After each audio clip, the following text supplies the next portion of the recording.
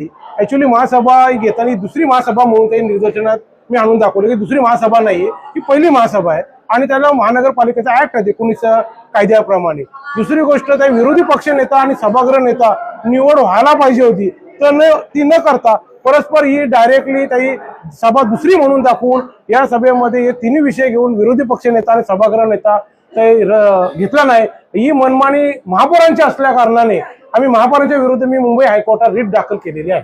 ही writ कधी आपण काल दाखल केलेली मी मुंबई हायकोर्टात मी काल रिट दाखल केलेली आहे। त्याची प्रत सुद्धा तुम्हाला मी दाखवतो आणि आयुक्तांना सुद्धा मी काल सबमिट केले, महापौरांना सुद्धा काल सबमिट केले। ते एवढे झोपी गेलेले आहेत की त्यांना ती रिट आली ही माहिती नाही, एवढ्या पद्धतीने घाबरले ते। त्यांना निर्णय कायद्याच्या उत्तरानेच आम्ही देणार आहोत, कारण दडपशाही लोकशाहीला विरोधी पक्ष नेता नसावा हा त्यांची जी दडपशाही चाललेली आहे, या दडपशाहीला वाचा होण्यासाठी मी 100% यांना न्यायालयातच उत्तर देणार ही माझी अपेक्षा आहे। आपण अनेक मुद्दे तिथे वाचून दाखवले किंवा आपण जी रीड केलेली आहे त्याची देखील माहिती दिली, परंतु तिथे मात्र त्यांचं समाधान झालं नाही। त्यांचं म्हणणं की महापौरांना हा अधिकार आहे आणि तो याच दिवशी केला पाहिजे अशातलं काही नियम नाही असं त्यांनी सांगितलं। तुमचं म्हणणं काय? मी याच्यावरती त्यांना कलम वाचून दाखवला, जो विरोधी पक्ष नेता निवडणीचा कलम 19(1) ये जो कलम आहे, यो कलम मध्ये स्पष्ट लिहिलेला आहे का याची निवड महापौरांनी गट नेता मोठ्या संख्येचा असल्याने त्यांना करणे जरुरी असतो, किंवा त्याला जर कोणाचा विरोध आला असेल